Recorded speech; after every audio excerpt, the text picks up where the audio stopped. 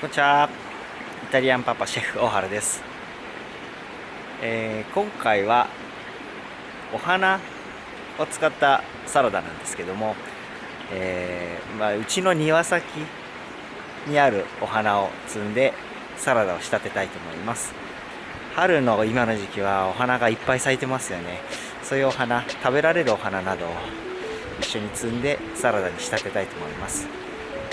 何しろお花があると見栄えがいいですし、そういう目からの食べられるお料理、それと旬のものですので、健康、目から元気になれるんじゃないでしょうか。そういうふうなレシピ、そしてお料理の提案をしていきたいと思います。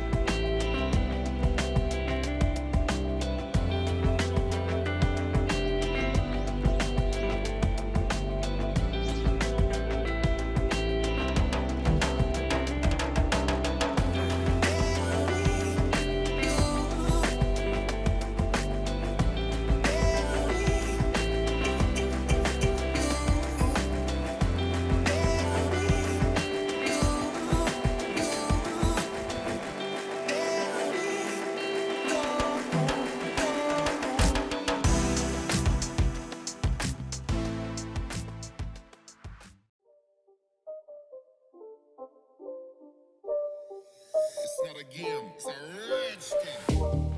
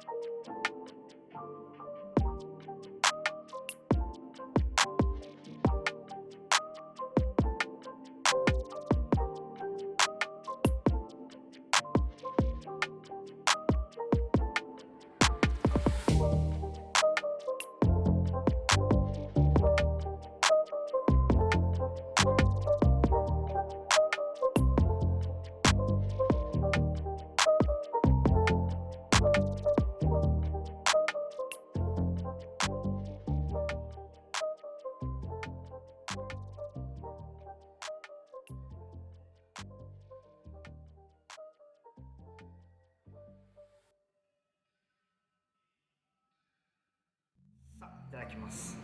見てください。めっちゃ綺麗。これね、フォークで食べるんですけど、僕は手で食べます。タオルと一緒に。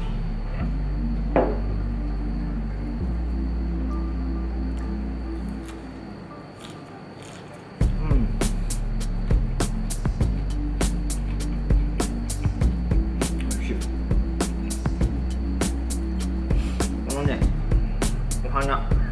これプリムラですけども、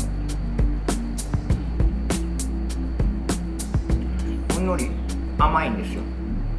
蜜の味ですね。あとは桜の花びらもあるし、いろんな花、これも甘いですよ。タンポポついちゃってるけどめっちゃ美味しいです。これはね、お商売でするのはちょっとあれです。エディブルフラワー買ったらいいと思いますけども、ご自宅で楽しむのでしたら、こういうふうにお庭に今咲いてるお花、それを摘んできてサラダに加えて食べるの